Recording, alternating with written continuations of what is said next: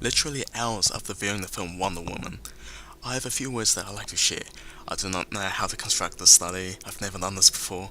All I know is that there are some things I like to discuss. And please keep in mind that I'm not a professional film studier. This is all my opinions. This is my thoughts. I'm not right. It's just what I believe in. 2017 so far has shown a promising list of superhero films, Logan being currently my favourite Hollywood film of the year. It's curious how we are now referring superhero films as its own genre. This is righteously understandable from the current trend of films involving superheroes, comic book based characters. As a young boy, I loved superhero movies, but I wonder if I'd have loved the films as much as I did for the current superhero films that are out right now. As a child, I personally loved Sam Raimi's Spider-Man series, even the third one. What I noticed in that series was that it was a very contained story, a personal story of Peter Parker. As it wasn't in a built universe, Peter's abilities seemed unique with the absence of a shared universe of other superheroes. In the film adaptation, it seemed like a burden to be Spider-Man, a burden no one else could relate with, since there was no other superheroes, since it wasn't in a universe. I could sympathise with the lead character more. I felt the weight of his life problems and responsibilities. Current superhero movies are stretched within a cinematic universe. This makes it impossible for all films to be contained in their own film, not effectively anyway. Marvel and DC Comics studios are both guilty of this. There has been accounts where other films had to set up the heroes, and this does not work in film. A good movie has every event and information relevant to the story from start to finish, or later fulfilled in a sequel. Batman v Superman is famously known for doing this. There was no other point to have the laptop scene or Bruce's dream sequence for the film synopsis itself. It did not add to the plot whatsoever. The only reason it was in the film was for setting up future films. I mean, if you're a person that likes these kind of teasers, it's fine with me. I'm not trying to make you guys feel bad about it. Comic books had these Easter eggs and teasers, and is arguably an art form very similar like film. So why do audience members dislike it when a film adds in subplots that's not relevant to the main plot? This is because since the beginning of film, making the products had to have a start and finish. There were no studio agreements or contracts on sequels and such. Making a film was a risk itself, and making a single story that fulfilled the audience was the biggest priority. Comic books were made for the purpose of an expanded series, whether it be for story or a universe. As much as I agree we should accept change, I agree with the majority of the public that a film should have a build-up plot without any full storylines and characters. In case of non-superhero franchises, I'll argue that the movies with sequels, duologies and trilogies, whatever, have the same problems and are guilty of this. The unanswered questions from the previous movie is answered in the sequel that is based around that character. In Avengers Age of Ultron shows Thor finding out about the Infinity Stones and the power they possess, and questions aren't answered by the end of the film. This would be perfectly fine if this was a Thor film or any other solid superhero film, and the mystery about the Infinity Stones starts to unravel in the sequels of Thor. However, the Infinity Stones are slowly beginning to surface in other superhero movies. Characters that differ heavily from the original superhero, where the Infinity Stones were brought up in. A completely different themed character plotline overlapping to other characters is somewhat jarring for the audiences.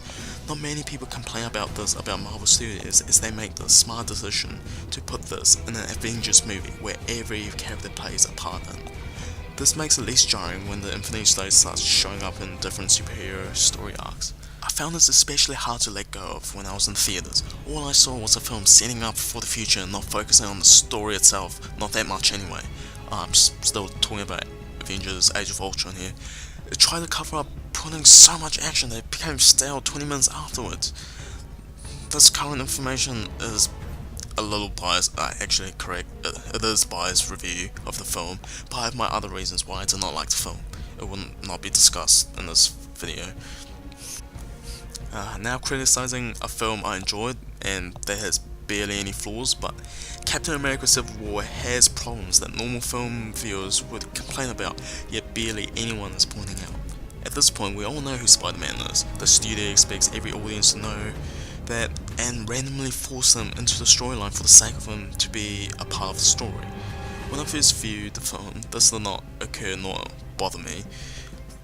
Then I started to view the film in the standards of normal films. Spider-Man was not set up at all at the start of this film, not even the other MCU movies.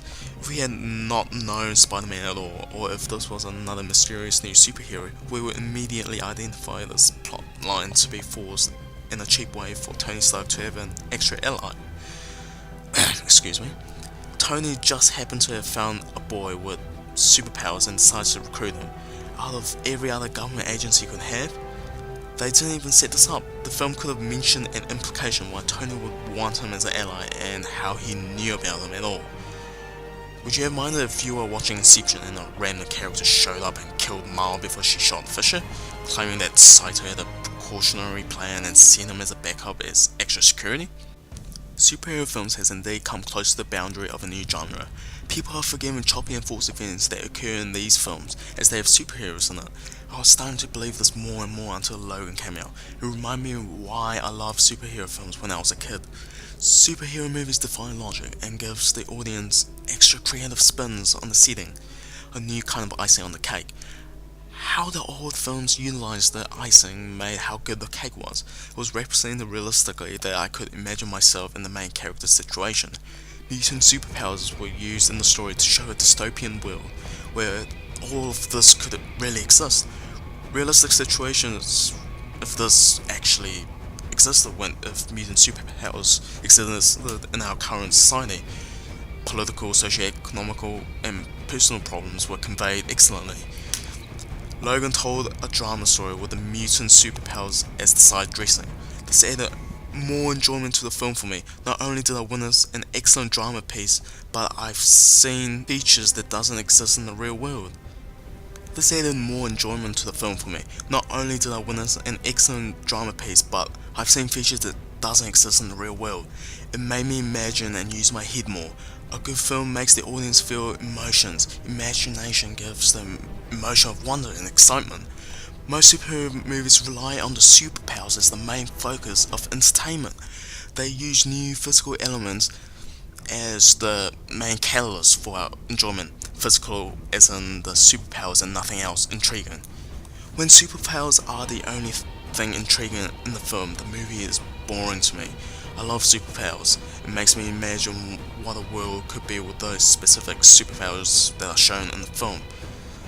This opens endless opportunities for unlimited superpower abilities and something always fresh and new. This means there's more potential to superhero films than we can expect. We can make normal compelling films but with superhero elements that work for the story. To put it short, superhero films has the potential to make a film better with its new elements. It's just that nowadays films rely on the superpowers to make the film. I thought Wonder Woman was a perfectly good movie to watch. It didn't intellectually challenge me or introduce adult themes like Logan and The Dark Knight, but it did its job fine. I rate the film on how much it made me feel emotionally. This is easily deterred by the movie's story, character, score, and dialogue.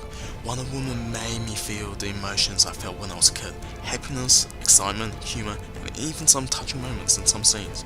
It's not worthy of an Oscar or will be remembered in history, but I want to talk about this movie as it represents what a typical superhero movie can be. It is an above average storyline, but the movie is carried by the characters. Diana's motivations drove the plot forward, her willingness to help other people and being a compassionate yet strong character. Her character wasn't stale as flaws were shown in her. We could relate to the character and she didn't seem alien in her personality. It was a personal journey for her from start to finish, with the exception of the flash forward scenes. It was a perfectly enjoyable film because of this and the difficult circumstances she was pushed into. In terms of villains, the public has agreed that almost all superhero films have a flat villain. In most cases I would agree, but I don't believe that a film can't be good without a good villain, or even with a villain at all. Films rely on villains to oppose the protagonist in the films, a physical living creature that causes pain to the lead character. I believe a film can have a weak villain, but have other film scenes that inflict pain to the protagonist. This was well recognised in Logan. The villains were arguably bad, but I think it was intentional and a smart choice not to put too much depth in the villain's motives. The film made Wolverine's decaying body as a force that caused dismay, the death of her friends and families, Logan's personality, factors that the villains had little to do with. The forces of antagonism don't need to rely on a singular villain. It can be from many other things.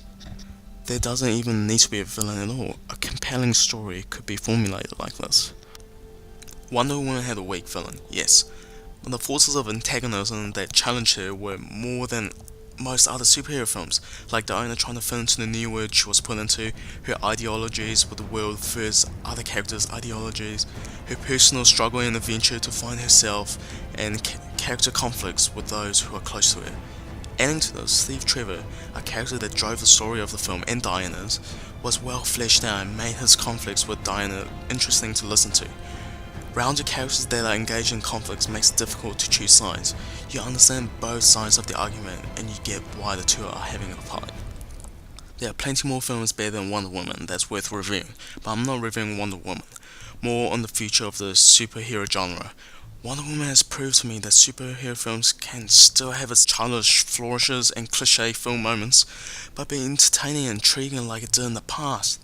I'm not going to say those superhero films were works of art, but they were made so well and enjoyable. Enjoyable because they had an exciting dynamic between characters that drove the plot forward, sprinkled with superhero abilities that made you feel like a kid again. The mixture of emotions made me enjoy the film. The more emotions I undergo in the film, the more I enjoy it. I personally love Wonder Woman for what it was, and I hope future superhero movies can be like this. It's still possible to have a superhero movie with a compelling character, albeit with a lacking story and villain, without forced subplots that sets up another character.